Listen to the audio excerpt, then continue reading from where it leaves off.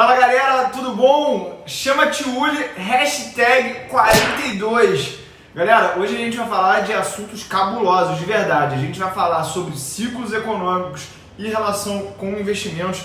A gente vai falar se investidores experientes investem em ETFs. A gente vai falar se dá para investir em commodities no longo prazo. A gente vai falar também por que o Warren Buffett reduziu a sua posição em certos ativos que ele tem na carteira da Berkshire Hathaway. E também, se der tempo, a gente vai falar se alguém que é acionista de uma empresa tem algumas vantagens com relação a se tornar sócio. Ou seja, vamos chegar lá. Mas antes, peço para você dar uma curtida aqui nesse conteúdo, compartilha com alguém e também se inscreve no canal se ainda você não fez isso, beleza? Primeira pergunta veio aqui, ó. Tiuli, ciclos econômicos podem interferir nos investimentos? E aí eu trouxe aqui esse livro, que já é uma indicação para você, Mastering the Market Cycle, do Howard Marks, um investidor bilionário muito famoso. É um cara que o Warren Buffett respeita muito também. E a minha questão com relação a ciclos de mercado, eu acredito que não deva interferir nos seus investimentos. Por quê? A gente não sabe aonde que a gente está no ciclo. Ninguém sabe, tá? Ninguém sabe. Tanto que o próprio Howard Marks fez uma analogia com relação ao ciclo do mercado, falando que a gente estava no oitavo inning de uma partida de beisebol, que eu acho que tem 9 ou 10, se alguém souber aí, deixa nos comentários, tá? Mas a gente estaria no oitavo inning do último ciclo macroeconômico dos Estados Unidos, só que ele não sabia quando que esse jogo ia terminar. Ou seja, até um bilionário que tem décadas de experiência não sabe falar onde que a gente está no ciclo macroeconômico. Então eu acredito que você não deva ficar olhando para isso querendo tirar alguma vantagem do mercado. Você deve ter uma carteira preparada para qualquer momento, porque a gente também não sabe como que o ciclo vai impactar cada classe de ativo de maneira diferente. Por exemplo, esse ciclo que a gente está vivendo está sendo muito bom para quem investe em ações nos Estados Unidos, mas eu pelo menos já vivi um outro ciclo, que foi o ciclo de 2003 a 2008, foi muito boa para empresas de commodities. Empresas brasileiras se beneficiaram muito desse ciclo, tá? Mas eu vou trazer aqui informações que eu separei para vocês diferentes do que você acaba escutando aí na maioria dos lugares, tá? Eu vou trazer ciclos de produtividade descritos aqui pelos econômicos, tá? Então, tem o Kitting Cycle, que é o ciclo aí dos estoques. Tem o Juggler Cycle, que é baseado nos investimentos fixos de uma economia. Esse primeiro ciclo aí de estoques, ele dura entre 3 e 5 anos. O ciclo de investimentos de infraestrutura, ele dura de 7 a 11 anos. Depois tem o ciclo de Kuznets, tá? É com K. Depois eu vou botar aí escrito em outros lugares para a galera ver. Esse ciclo ele demora de 15 a 25 anos. Ele trata aí de investimentos de infraestrutura no sentido mais amplo, tá? É infraestrutura de internet, infraestrutura de logística. E por último, a gente tem o ciclo de Kondratiev, que é ciclos tecnológicos, que duram de 45 a 60 anos, tá? Nesse mesmo lugar aqui que eu estou pesquisando isso, ele fala que o ciclo de Kondratiev, ele começou lá em 1800, foi durante aí a revolução do motor de combustão, beleza? Depois veio o Kondratiev, que começou em 1850, foi a revolução das ferrovias e do aço. Você tem aí como grande símbolo o Andrew Carnegie, desculpa, tá, gente? Confundi aqui com o sociólogo. Depois, o ciclo de Kondratiev, ele começou lá para 1900, foi quando a gente teve revolução do motor do carro, a gente está falando de revoluções elétricas e também de revoluções químicas. Depois veio a revolução petroquímica dos automóveis e isso aí foi o ciclo de Kondratiev, que começou em 1950. E agora a gente está no ciclo de Kondratiev Wave, que é o ciclo de informação e tecnologia, tá? Mas eu não acho que é esse ciclo que a gente tem que olhar no mercado. Quando a gente está investindo no dia a dia, a gente tem que olhar para o ciclo emocional. E aí a gente vai falar de realmente entender se a gente está falando de um estágio de euforia, de um estágio de ansiedade. Os investidores estão com FOMO, que é o Fear of Missing Out, que é o medo de perder o bonde. Então, o investidor ele acaba comprando porque ele vê aquilo subindo durante tanto tempo que ele fala assim, cara, se eu não entrar nesse investimento agora, talvez eu perca a grande oportunidade da minha vida. Então tem que tomar cuidado com isso. E a gente acabou de viver aí um ciclo de pânico, depressão e esperança. Eu acho que hoje em dia a gente está no momento de esperança e aí a gente está olhando para a psicologia como um todo do mercado. Eu gosto de sempre estar na contramão da psicologia do mercado. Está todo mundo com grande euforia, tudo vai subir, eu começo a diminuir a minha exposição ao risco. Está todo mundo com pânico, com medo, com esperança de que as coisas vão melhorar, eu estou muito mais investido do que a média, tá? A gente não vai ter a melhor oportunidade de investimento num céu azul.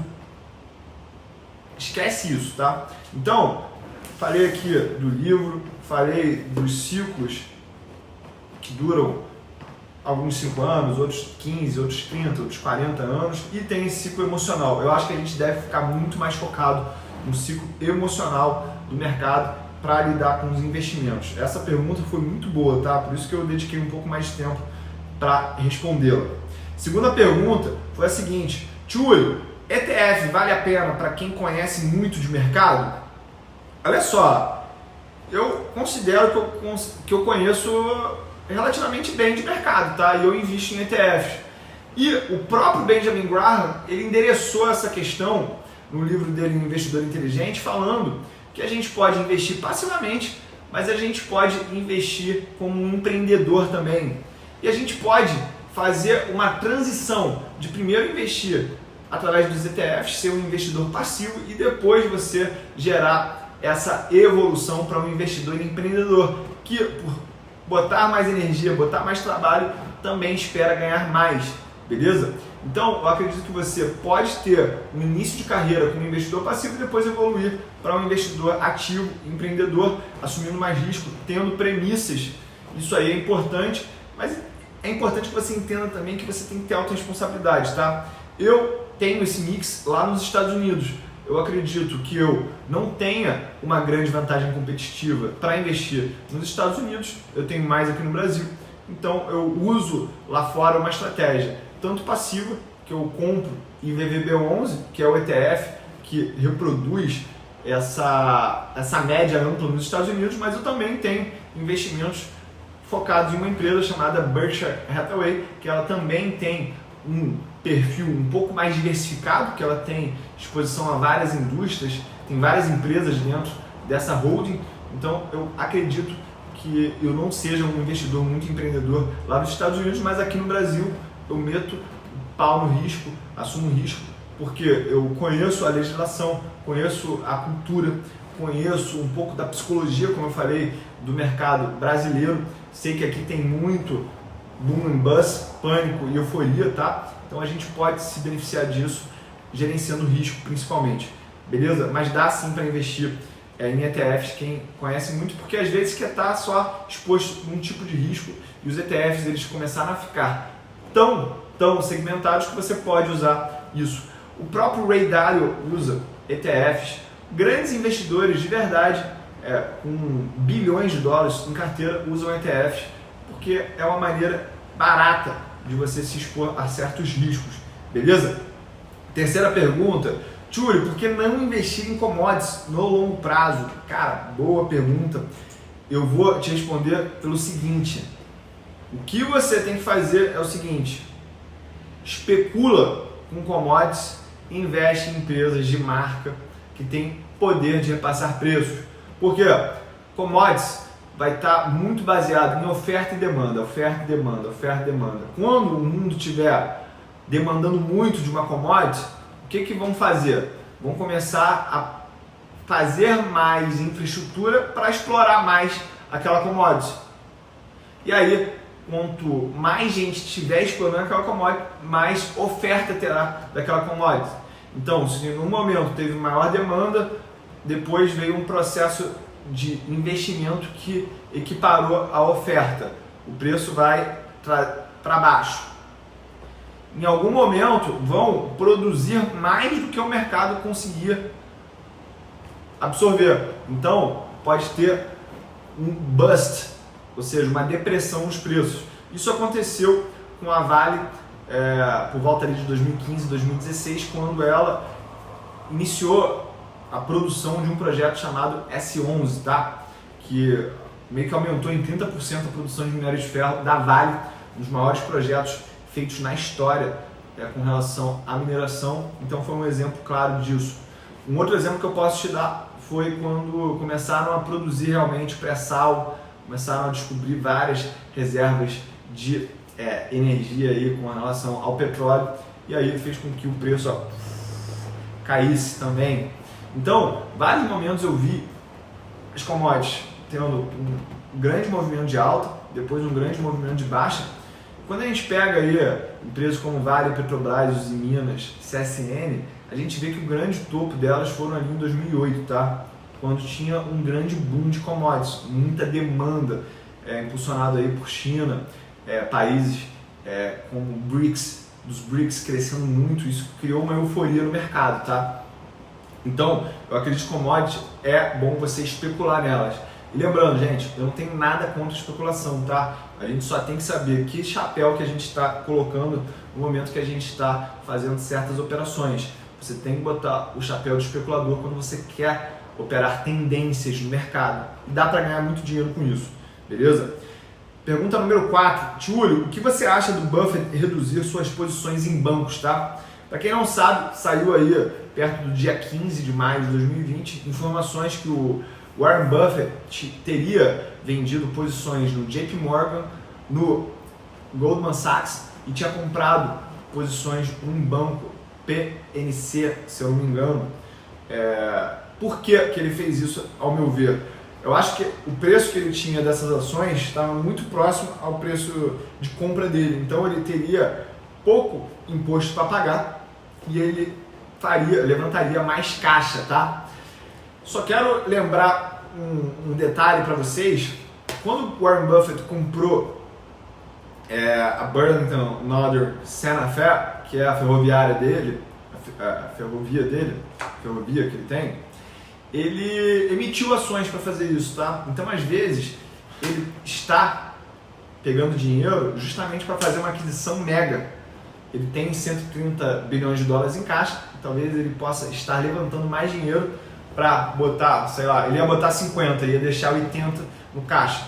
Talvez ele esteja levantando aí um dinheiro para fazer uma aquisição de 70 bilhões ou não, só o tempo dirá. Mas o que eu vejo de padrão, tá? Ele vendeu uma empresa também, a Phillips 66, se eu não me engano, que é uma empresa de petróleo, também com pouco imposto de renda a pagar com relação a ganhos.